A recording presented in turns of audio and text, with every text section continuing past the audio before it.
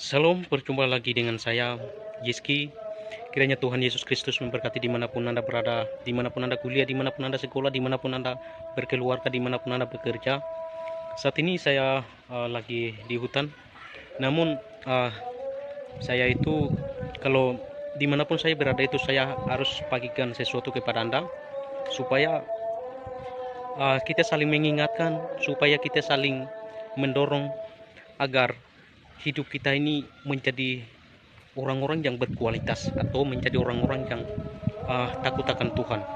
Dan visi saya adalah memberitakanlah firman Tuhan, dan selagi kita hidup jangan berhenti untuk memberitakan firman Tuhan dan membagikan sesuatu kepada siapapun, tetapi teruslah memberitakan kerajaan Allah itu sampai tiba hari kesudahannya, yaitu adalah Yesus Kristus datang kedua kalinya. Nah, saat ini saya mau bagikan adalah kita ibadah di mana di hari Minggu atau sekolah Minggu, bahkan ibadah persekutuan, ibadah doa, bahkan ibadah syukuran atau di mana saja kita bisa mendengarkan tentang riwayat Nuh, dan kisah ini mencatat di dalam Kejadian pasal 6 ayat 9 sampai dengan 22. Di situ adalah kisah riwayat Nuh. Tetapi saya mau bagikan sesuatu yang sangat penting sekali untuk kita sebagai dasar dan fondasi dalam hidup kita, adalah ada dua jawaban penting.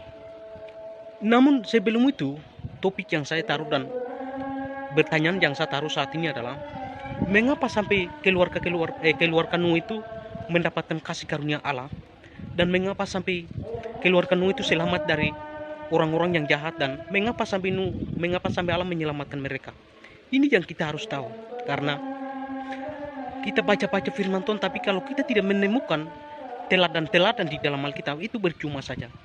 Nah, dan melalui keteladanan itu bisa mendorong kita untuk bagaimana kita terapkan dalam kehidupan kita. Maka itu saat ini saya mau bagikan adalah mengapa Tuhan menyelamatkan keluarga Nuh, dan apa yang mereka lakukan dan apa yang Nuh lakukan sehingga mereka bisa dapat keselamatan.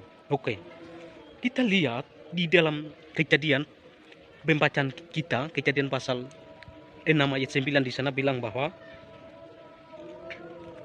Nuh mendapatkan keselamatan atau Nuh mendapatkan kasih karunia adalah karena Nuh dia hidup yang benar dan bergaul dengan Allah. Dia hidup yang benar dan bergaul dengan Allah. Nah, ayat 9 bilang Nuh adalah seorang yang benar dan tidak bercela di antara orang sesamanya, dan Nuh hidup bergaul dengan Allah. Jadi pada zaman itu tidak ada orang yang bergaul, tidak ada orang yang benar di hadapan Allah, tapi hanya Nuh saja. Nah, terus mereka itu buat apa sehingga Tuhan menganggap mereka itu orang-orang berdosa?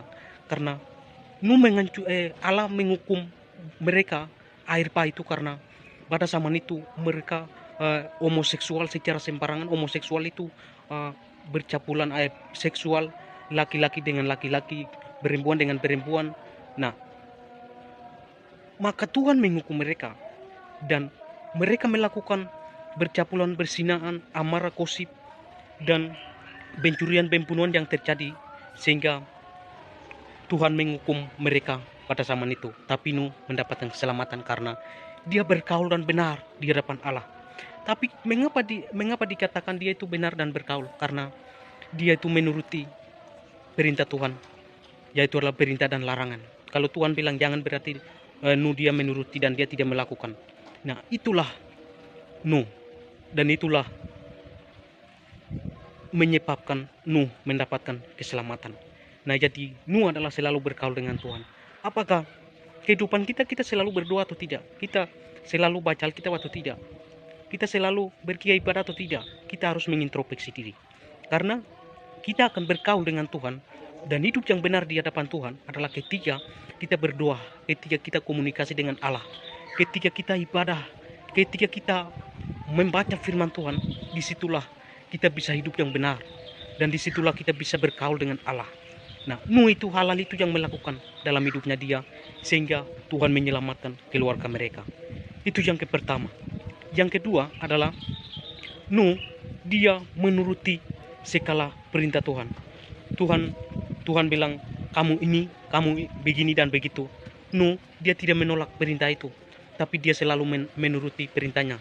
Walaupun dia tidak tahu apa yang terjadi dan apa yang Tuhan lakukan dalam hidupnya ketika Tuhan berbicara, ketika Tuhan perintahkan. Tapi Nuh, dia selalu percaya akan setiap janji-janji Tuhan. Dan setelah dia percaya setiap janji-janji Tuhan, dia selalu mentaati, menuruti dalam semua firman Tuhan yang dia terima dari Allah. Nah, jadi apakah kita menuruti firman Tuhan ketika kita hidup? Kalau biasanya itu adalah kalau Tuhan melarang kita jangan membunuh, pasti kita tidak mentaati tapi membunuh orang, memfitnah orang, membenci orang, bahkan bercabulan, perzinahan itu selalu ada. Nah, hal ini kita tidak bisa masuk dalam kerajaan Allah karena dikatakan kerajaan Allah itu orang-orang berdosa tidak bisa masuk karena Tuhan, dan di tempat yang maha kuasa atau kerajaan Allah itu adalah orang-orang benar yang bisa masuk. Nah, mengapa? Karena Tuhan juga anaknya saja dia meninggalkan dia karena dia menanggung dosa kita. Oleh karena itu kita harus percaya dan mentaati setiap perintah Tuhan. Firman ini menjadi berkat bagi saudara dan saudari, kiranya Tuhan Yesus berkati.